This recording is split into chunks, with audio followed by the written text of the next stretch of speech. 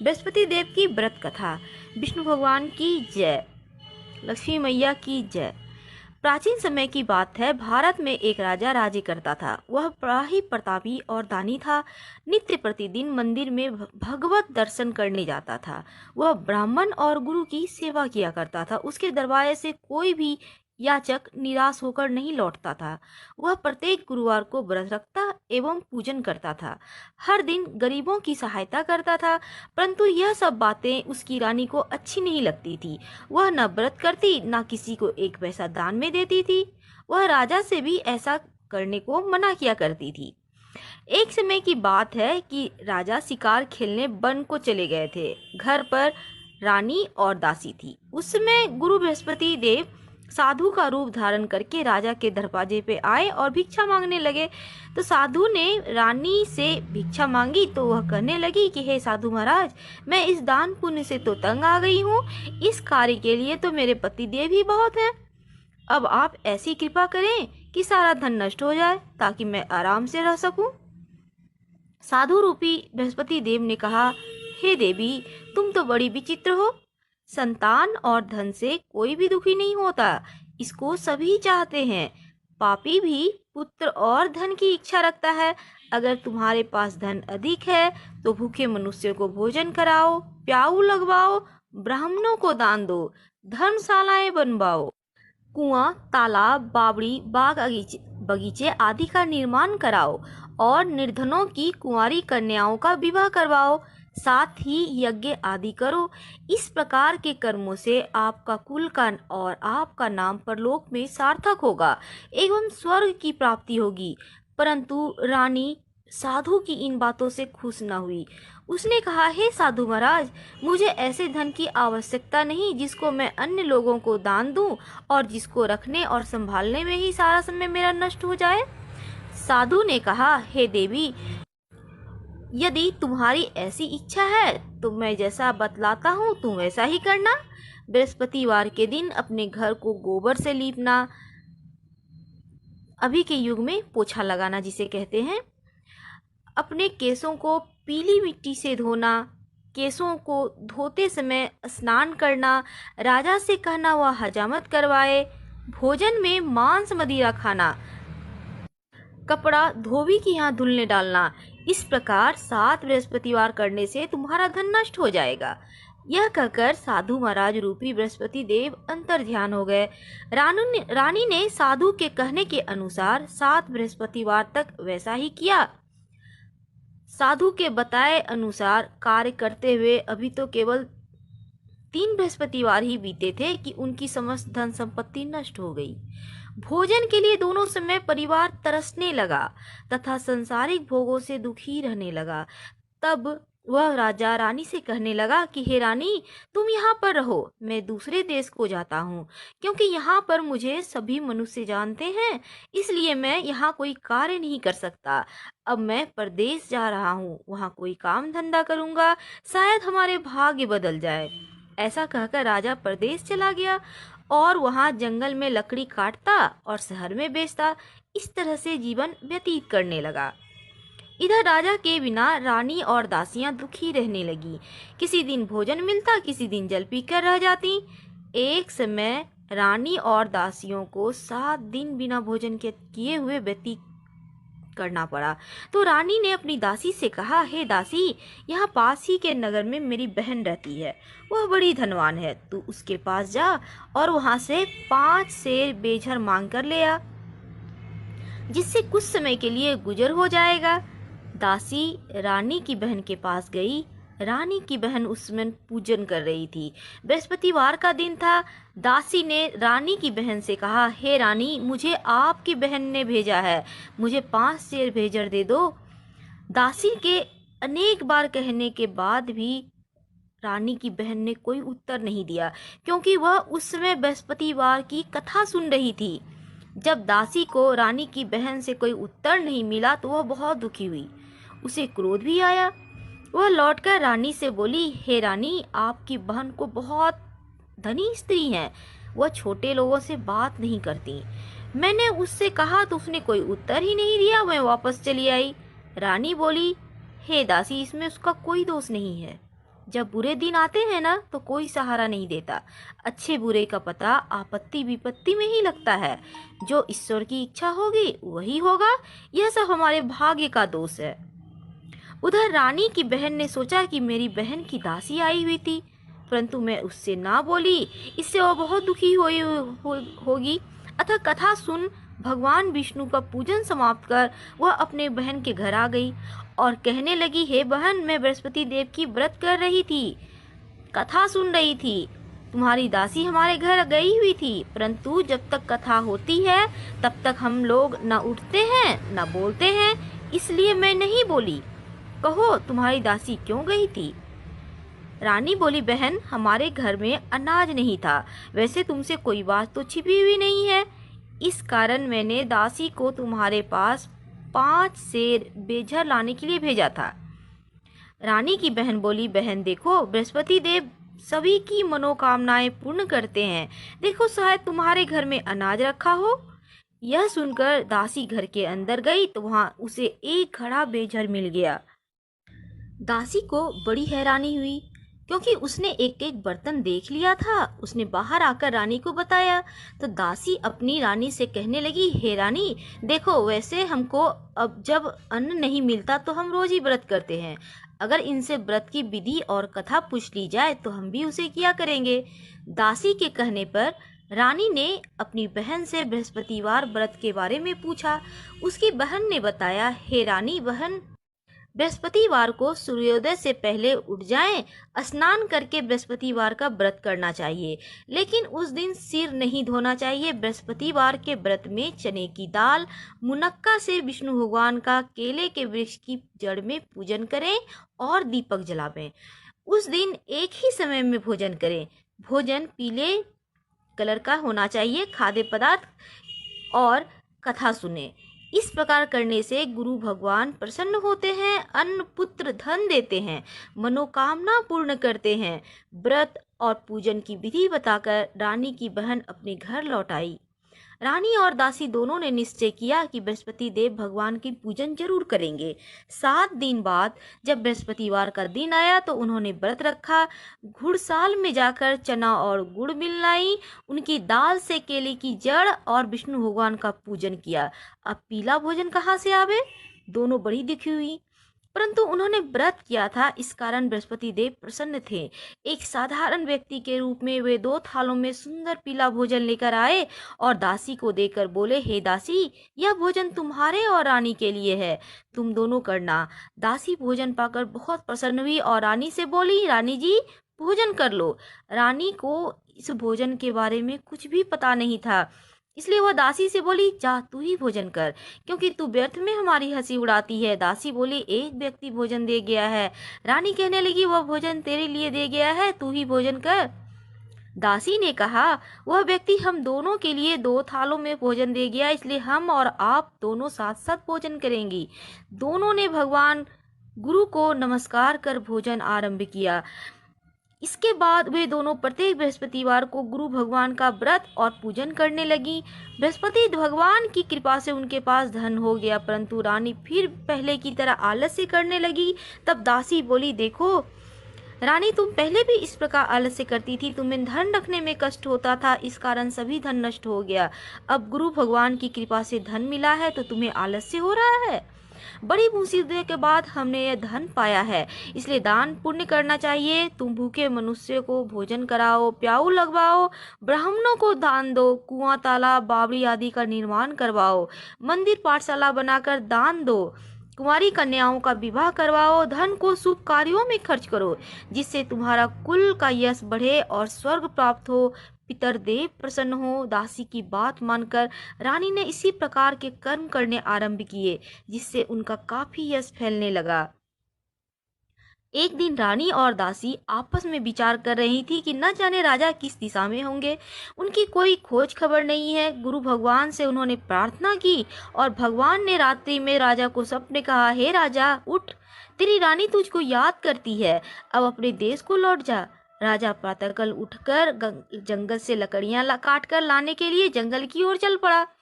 जंगल से गुजरते हुए वह सोचने लगा, रानी की गलती से उसे कितने दुख भोगने पड़े। राजपाट छोड़कर उसे जंगल में आकर रहना पड़ा। जंगल से लकड़ियां काटकर उन्हें बेचकर गुजारा करना पड़ा। उसी समय उस जंगल में बृहस्पति देव एक साधु के रूप में आए और राजा के पास आकर बोले, हे लकड़हारे, तुम इस सुनसान जंगल में किस चिंता में बैठे हो, मुझको बताओ। यह सुनकर राजा के नेत्रों में जल भर आया और साधु की वंदना करके बोला, हे प्रभु, आप सब कुछ जानने वाले हैं। इतना कहकर राजा ने साधु को अपनी संपूर्ण कहानी बतला दी। महात्मा दयालु होते हैं। वे राजा से बोले, हे राजा, तुम्हारी पत्नी ने बृहस्पति देव का अपमान किया था, अपराध किया था, जिसके कारण तुम्हारी यह दशा हुई। अब तुम किसी प्रकार की चिंता मत करो, भगवान तुम्हें पहले से अधिक धन देंगे। देखो, तुम्हारी पत्नी ने बृहस्पतिवार का व्रत आरंभ कर दिया है। अब तुम भी बृहस्पतिवार का व्रत करके चने की दाल और गुड़ जल में डालकर लोटे में केले का पूजन करो, फिर कथा कहो और सुनो। भगवान तुम्हारी सब मनोकामनाओं को पूर्ण करेंगे। साधु को प्रसन्न देखकर राजा बोला, हे प्रभु, मुझे लकड़ी बेचकर इतना पैसा तो मिलता नहीं और बचता भी नहीं जिससे कि भोजन करने के उपरांत कुछ बचा सकूं। मैंने रात्रि में अपनी रानी को व्याकुल देखा है। मेरे पास कोई साधन नहीं जिससे समाचार जान सकूं। फिर मैं बृहस्पति देव की क्या कहानी कहूं, मुझको तो कुछ भी मालूम नहीं है। साधु ने कहा, हे राजा, तुम किसी प्रकार की चिंता मत करो। बृहस्पतिवार के दिन तुम रोजाना की तरह लकड़ियां लेकर शहर में जाओ। तुम्हें रोज से दुगुना धन प्राप्त होगा, जिससे तुम भली भांति भोजन कर लोगे और बृहस्पति देव की पूजा का सामान भी आ जाएगा। बृहस्पति देव की कहानी इस प्रकार है। प्राचीन काल में एक बहुत निर्धन ब्राह्मण था। उसके कोई भी संतान नहीं थी। वह नित्य पूजा पाठ करता, परंतु उसकी स्त्री बहुत मलिनता के साथ रहती थी। वह न स्नान करती, न किसी देवता की पूजन करती। प्रातः काल उठते ही सर्वप्रथम भोजन करती, बाद में कोई अन्य कार्य करती थी। ब्राह्मण देवता बहुत दुखी रहते थे। पत्नी को बहुत समझाते, परंतु कोई परिणाम ही नहीं निकलता। भगवान की कृपा से ब्राह्मण की स्त्री के कन्या उत्पन्न हुई। वह कन्या अपने पिता के घर में बड़ी होने लगी। वह बालिका प्रातः स्नान करके भगवान विष्णु की जप करती। वह बचपन से ही बृहस्पतिवार का व्रत भी करने लगी। पूजा पाठ समाप्त कर स्कूल जाती तो अपनी मुट्ठी में जौ भर के ले जाती और पाठशाला के मार्ग में डालती जाती थी। वही जौ स्वर्ण के हो जाते तो लौटते समय बीन कर घर ले आती। एक दिन वह बालिका सूप में उन सोने के जौं को फटक कर साफ कर रही थी।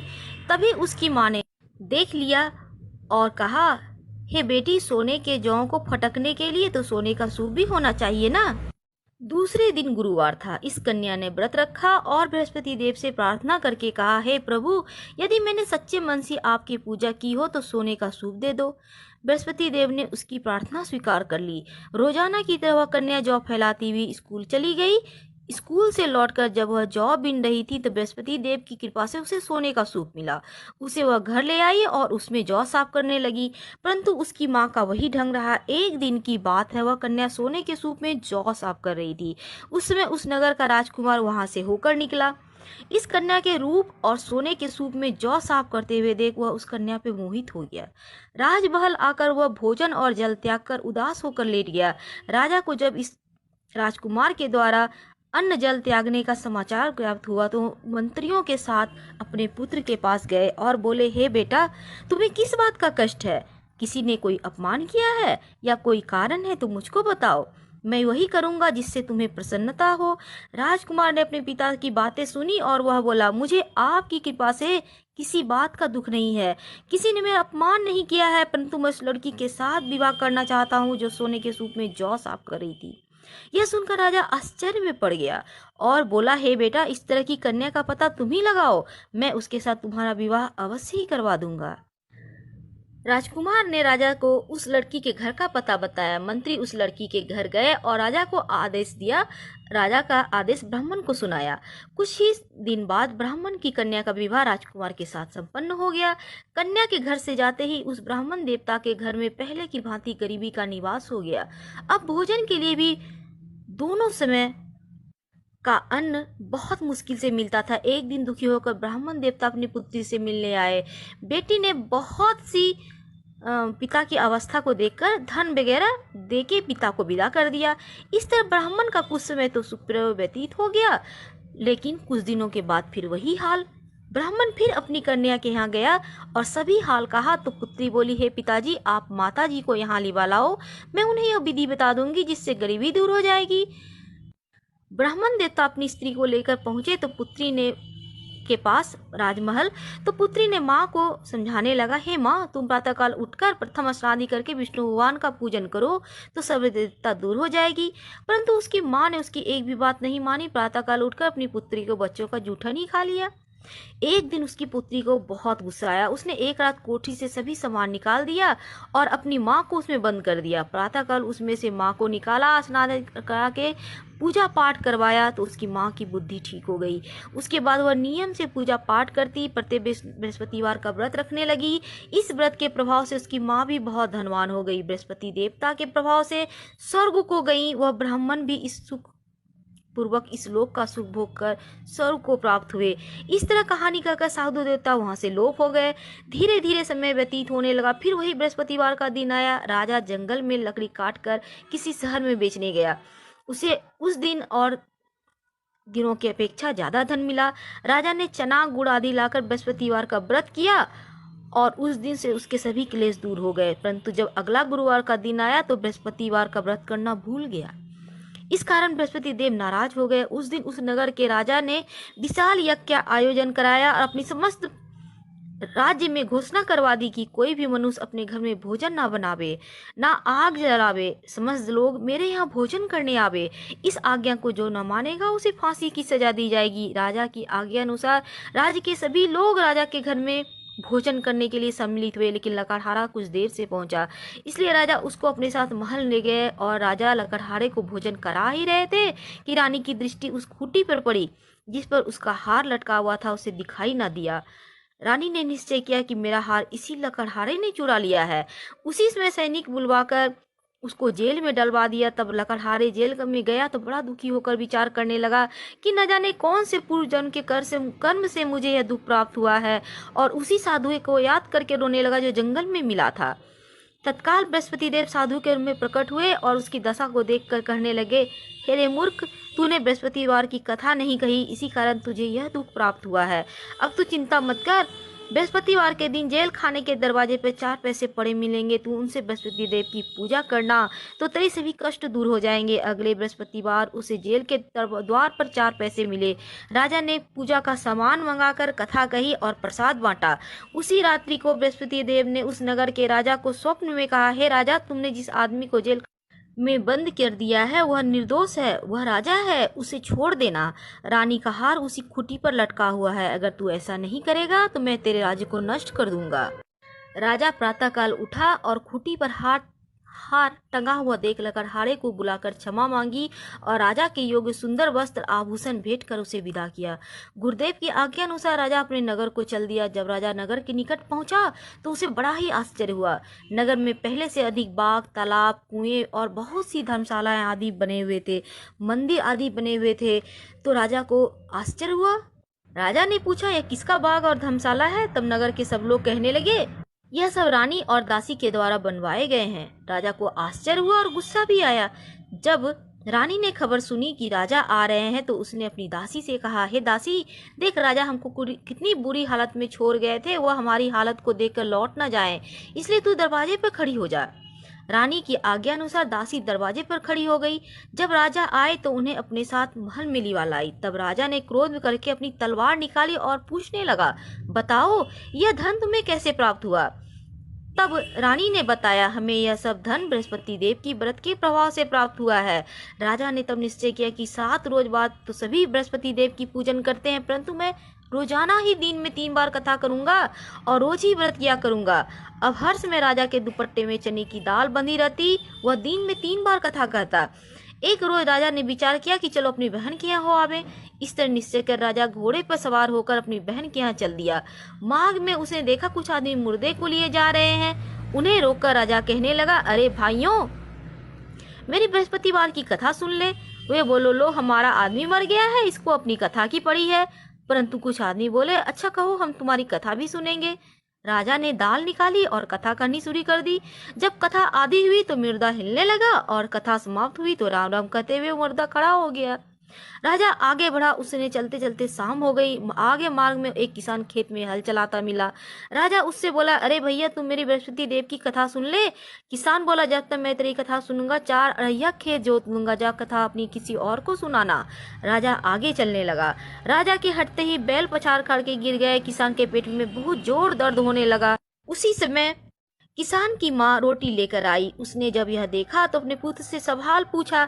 बेटे ने सभी हाल कह दिया। तब बुढ़िया दौड़ी दौड़ी घुड़सवार के पास गई और उससे बोली, मैं तेरी कथा सुनूंगी, तू अपनी कथा मेरे खेत पे चल के कहना। राजा ने लौटकर बुढ़िया के खेत पे जाकर कथा कही, जिसके सुनते ही बैल खड़े हो गए। किसान का पेट का दर्द भी बंद हो गया। राजा अपनी बहन के घर पहुंचा तो बहन ने भाई की खूब मेहमानी की। दूसरे रोज प्रातःकाल राजा जगा तो वह देखा कि सब लोग भोजन कर रहे हैं। राजा ने अपनी बहन से पूछा, ऐसा कोई मनुष्य नहीं है जिसने भोजन न किया हो? वह मेरी बृहस्पति देव की कथा तो सुन ले। यह सुनकर बहन बोली, भैया यह देश ही ऐसा है, लोग यहाँ पहले भोजन करते हैं, बाद में अन्य कार्य करते हैं। अगर कोई पड़ोस में है तो मैं देख कर आती हूँ। ऐसा कहकर बहन चली गई, परंतु उसे ऐसा कोई भी व्यक्ति नहीं मिला जिसने भोजन न किया हो। अतः वह एक कुम्हार के घर गई जिसका लड़का बीमार था। उसे मालूम हुआ कि उसके यहाँ से 3 रोज से किसी ने भोजन नहीं किया है। रानी ने अपने भाई की कथा सुनने के लिए कुम्हार से कहा तो वह तैयार हो गया। राजा ने जाकर बृहस्पतिवार की कथा कही, जिसका सुनकर उसका लड़का ठीक हो गया। अब तो राजा की प्रशंसा होने लगी। एक दिन राजा ने अपनी बहन से कहा, हे बहन, मैं अपने घर जाऊंगा, तुम भी तैयार हो जाओ। राजा की बहन ने अपनी सास से कहा तो अपने भाई के साथ जाने की आज्ञा मांगी। सास बोली, चली जा, परंतु अपने लड़कों को मत ले जाना, क्योंकि तेरे भाई को कोई संतान नहीं होती है। बहन ने अपने भाई से कहा, हे भैया मैं तो चलूंगी, कोई बालक नहीं जाएगा। राजा ने कहा, जब बालक ही नहीं जाएगा तो तुम जाकर क्या करोगी? दुखी मन से राजा अपने नगर को लौट आया। राजा ने अपनी रानी से कहा, हम निसंतान हैं, कोई हमारे घर आना पसंद नहीं करता। इतना कहकर बिना कुछ खाए सैया पर लेट गए। रानी बोली, हे प्रभु, बृहस्पति देव ने हमें सब कुछ दिया है, हमें संतान भी अवश्य देंगे। उसी रात बृहस्पति देव ने राजा को स्वप्न में कहा, हे राजा उठ, सभी सोच त्याग दे, तेरी रानी गर्भवती है। राजा को यह जानकर बहुत खुशी हुई। 9वें महीने रानी के गर्भ से एक सुंदर पुत्र पैदा हुआ। जब राजा की बहन ने यह सब शुभ समाचार सुना तो वह बहुत खुश हुई और बधाई लेकर अपनी भाई के यहाँ आई। तभी रानी ने कहा, घोड़ा चढ़कर तो नहीं आई, गधी चढ़ी आई। राजा की बहन बोली, भाई मैं इस प्रकार ना कहती, तुम्हें औलाद कैसे मिलता? बृहस्पति देव ऐसे ही हैं, जिनके मन में जो भी कामनाएं रहती हैं सभी को पूर्ण करते हैं। जो सद्भावना पूर्वक बृहस्पतिवार का व्रत करता है, पढ़ता है, सुनता है अथवा दूसरों को सुनाता है, बृहस्पति देव उसकी सदैव रक्षा करते हैं। जो संसार में सद्भावना व सच्चे हृदय से बृहस्पति देव की पूजन करते हैं, उनकी सभी मनोकामनाएं उसी प्रकार से पूर्ण होती है जैसे राजा और रानी ने बृहस्पति देव की कथा और गुणगान किया। उनकी सभी इच्छाएं बृहस्पति देव ने पूर्ण की थी। मनुष्य को हृदय से उनका जय जयकार करते हुए, मनन करते हुए जय जयकार बोलना चाहिए। बृहस्पति भगवान की जय, विष्णु भगवान की जय, लक्ष्मी मैया की जय। दोस्तों, ये कथा आदि मत सुनिएगा, बहुत पाप लगता है। आप जब भी कथा सुने, पूरा कथा सुनने के बाद हाथ में जो आपने पुष्प या चना गुड़ रखा था वहीं पे अर्पित करें और प्रणाम करें, आरती करें। धन्यवाद। हम फिर मिलेंगे।